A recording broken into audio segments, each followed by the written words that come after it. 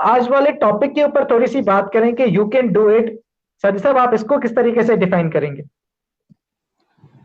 अच्छा, जिस जो जो बातें हमने की अभी यहाँ पे वो सारी यू कैन डू इट में ही शामिल है, लेकिन इसमें मैं थोड़ा ऐड करता जाऊँ। अगर आपके और मेरे सेशन से किसी के दिल के अंदर एक स्पार्क पैदा होता है कि नहीं यार मुझे कुछ करना चाहिए, या मुझे यूट्यूब चैनल या ऑनलाइन या लाइव आना चाहिए या कुछ ये करना चाहिए या वो करना चाहिए, अब ये बात स्पार्क पैदा हो गया।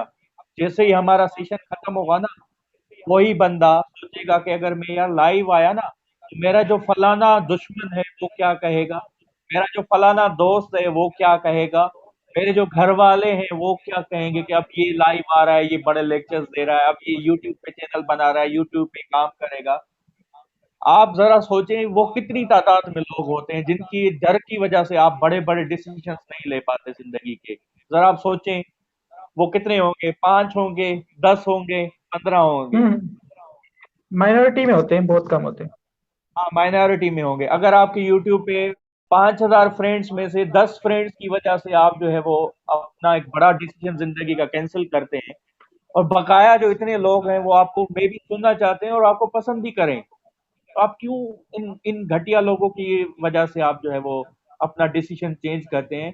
पहले तो आप उन घटिया लोगों के बारे में सोचना बंद करें।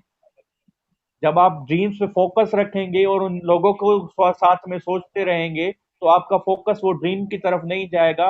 हमारे अंदर एक माइंड है जिसको सबकॉन्शियस माइंड करते कहते हैं। वो माइंड हमें सिर्फ डराता रहता है,